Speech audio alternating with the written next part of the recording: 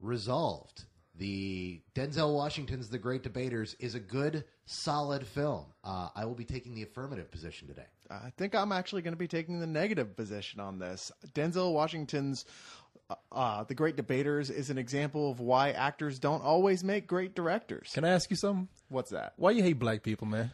You smell funny, and you eat all the chicken before I can get to it. Oh, here we go with the chicken. Now, let's not get all Wonder Bar, all right? No, you're like 3 steps away from singing "Going to Heaven on a Mule." So, or actually going to heaven on a mule. Let's really. pull it back. I mean, this was a very important piece of filmmaking here. I mean, we learned something very important, that they hang Negroes in Texas. No, really? I did not know that. Did you know that, Corey? Oh, I've had to cut myself down a few times every now and then. No, I like how. I'd like to apologize for that. I get a little drunk on Friday nights. Yeah, No, how you like my argument there? Why do you hate black people? Sorry. Yeah, that was great. I'll tell you though, the one thing I will say about this film that I wish I had seen more of, and is an important message for the kids out there. That sort of thing ain't an argument. You can't just go, well, 'cause I said so, or 'cause I feel like it, or more simply and effectively in the internet today, fuck you. Yeah, exactly. I mean, this movie made me feel bad because most of my rebuttals are because. Yeah. Or my personal favorite, the Corey Coleman rebuttal number 2, which is, oh, yeah? Well, you liked that movie, so that means your opinion sucks. That's true. Wait a minute, say it again. Let's go back a little bit. Or Corey Coleman. Wait a minute, I'm sorry. I probably shouldn't say Coleman. So no, you come up a little. Okay. Or the Corey argument number 2, which is, oh, yeah? Well, you like that movie, so your opinion sucks. Oh, what the hell do you know? You liked Armageddon. So the award goes to Cyrus. No, the brown nosing award goes to Cyrus. The thing is, man, I'm caught between you two because I really did love this movie. And I admit, it is personal for me.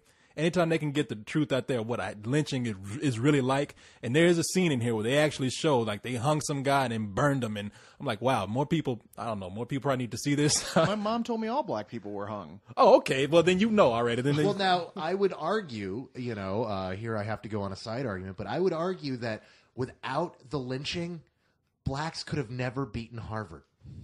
That that is. I don't want to ruin anything for this movie, but it is so tragic. Look, I'm gonna put a spoiler in here. Turn it off and come back in about 30 seconds.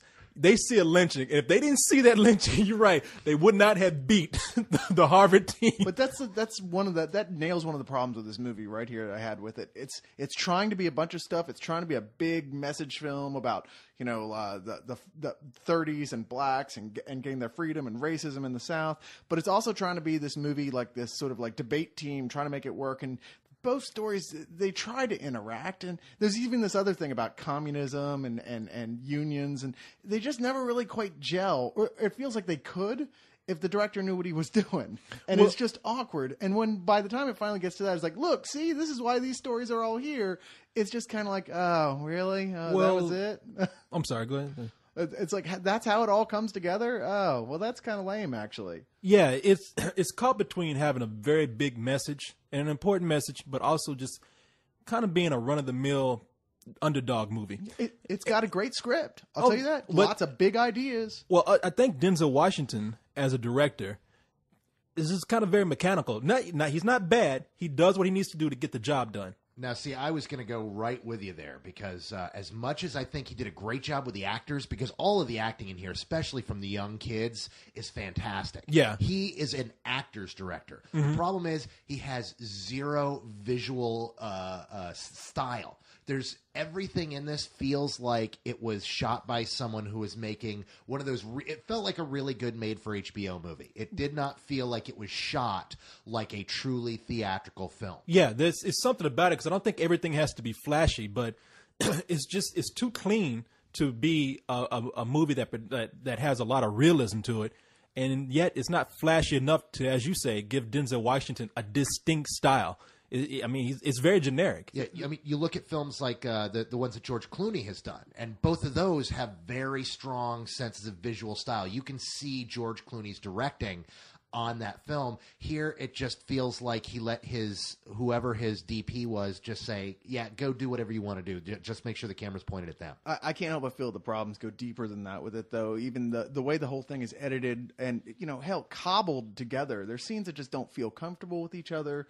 It just doesn't really work from a director's point of view at all for me. And there's a terrible, meaningless thing at the end that, like, they never explain. Appearance of Denzel Washington towards the end. You're like, well, wait, why did that even happen? It just never comes up again. And it feels like one of those things that, like, oh, well, I guess this is what you're supposed to do, the feel-good moment. But he can't pull it off as a director. He can't sell it to us. Yeah, and I agree. And that's the thing. I really love the acting in this movie. I'm with you there. I really love the message behind the movie. And I did feel good, but as I say, this movie just didn't have enough, for lack of a better word in a debate, oomph to make me give it anything other than a matinee. And the actors were good, but man, I got to tell you, the little fat kid who looked like he was having an allergic reaction to something the entire film, didn't he? He looked like he just got stung by a bee. Well, he was a complete and utter nerd, so he had an allergic reaction to pussy. Yeah, apparently. But he's not even. It's hard to say if he's that great an actor because his flesh is drooping over his eyes and stuff because he's all swollen. Yeah, looking. He does have a case of the fish face going on. Yeah, now come on. His dad was played by who? Forrest Whitaker. Now, did he not look like Forrest Whitaker's son? Yes, he did. That's a sad thing when they're like, we want you to be Forrest Whitaker's son. Well, because you look like Forrest Whitaker. The only thing he needed was somebody to punch him in his left eye. But screw up the left eye. Now, why does it have to be his left eye that's wrong? Why can't it just be that's how his eye is supposed to look and his right eye is just fucked up? Because doesn't Forrest Whitaker have like his left eye? I think you just missed the point of that. I did. I don't know what the hell you're talking about. I give it up to you. I was like, even as he was saying it, I was like, Corey's not going to know what you're talking about. What are you talking about then? It doesn't matter. Moving right along. Well, what would you give the movie? This is, believe it or not, I was really stuck between matinee and rental because there's a lot of strong, good message stuff. There's some scenes that have impact, but more because of what the script, as listening to the script than the way they're doing it. In the long run, at the end, I just didn't feel affected by this, and I just got to give it a rental. Okay. I like I said, I really like the movie. I give it a strong matinee, but it's not a must-see movie. It is good for what it's doing, and if you like this kind of movie, if you like a historical film, if you like civil rights movies, it's a good, solid film, but it's not something that, especially in this season, it's not one of the must-see movies. This is a lynching. Y'all are lynching Denzel Washington right here. I believe I gave Denzel the same rating you did there, Negra. Well, poof.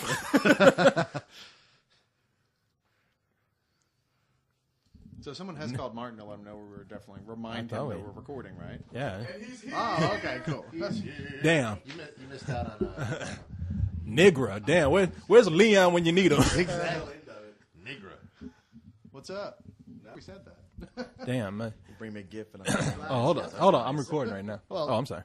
I didn't go out and buy anybody gifts today. I've had these for a while.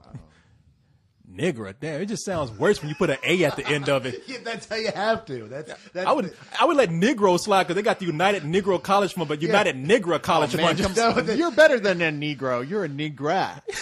Negra. No, that's Invaders, right? Yeah.